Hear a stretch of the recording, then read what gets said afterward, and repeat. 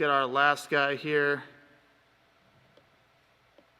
69 miles an hour, very nice, very nice. Okay, how's our drift phase? Not much drift. Okay, we got a little bit going on here. I think we could get a little bit more drift. Ideally, we'd see this knee just track forward just a little bit. We'd see this hip track forward just a little bit into peak leg lift, okay? So now we're gonna come forward. How's our drop phase? Well, we definitely drop into it. No problem on the drop phase. The only issue is that this is still vertical. That shin's still vertical. So when we're getting this big mass to drop down, all of that is going straight down into the ground, and it's not producing very much forward. So that gets solved with the drift. I think the drop phase is great. How's our rotation?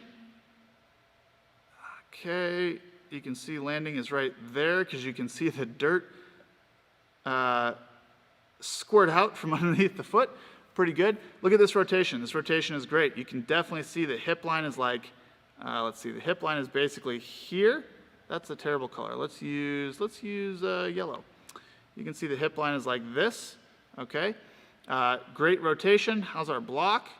Wow, look at that. Great block. Foot down. That angle on the front leg doesn't change at all. Here, there, and then it straightens. Very nice. This hip definitely gets all the way closed. You can see the side of the hips right there. So the lower half, I'd say, pretty darn good.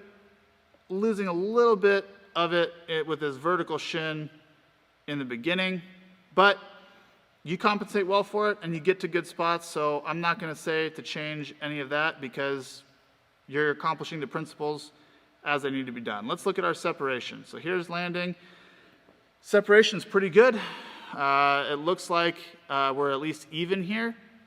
If not, this shoulder being a little bit further back than this shoulder.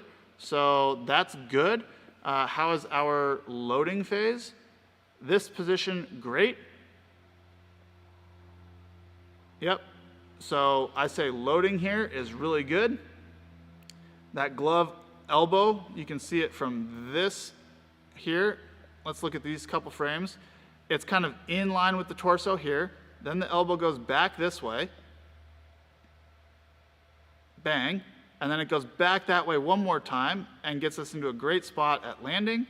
Now you can see how that glove here, translating forward with the torso, but it's stopped. It's here and it's just moving forward with the torso as the torso rotates.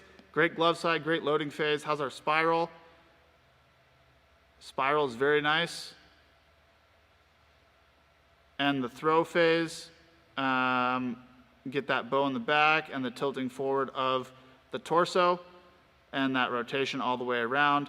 So overall, this is really clean, really, really clean. I like it a lot. The one thing that I could, I mean, if I'm just nitpicking here, actually, I'm not even gonna nitpick because you're clearly, you're 10, 12, something like that. And for a 10 or 12-year-old or however old you really are, this is great. So don't do anything differently. The only thing that I would be careful of is if we can let this in the drift phase, if we can get a little bit more drift, you know, instead of having our center of mass here, if we can get it to there, I'm talking like a couple inches, okay? Not a whole lot, just like a little bit. We can get this knee to track forward to there a little bit. It might give us a little bit more energy into foot plant, which might drive a little bit more velocity, but overall, man, this looks really great. Kind of brings up a point that, you know, young kids that just learn how to throw by being athletic move really, really well if they don't get messed up by, you know, poor coaching, I guess, in the early stages of life. But really clean delivery right here. I like this one a lot, and I think that's all we have for today. So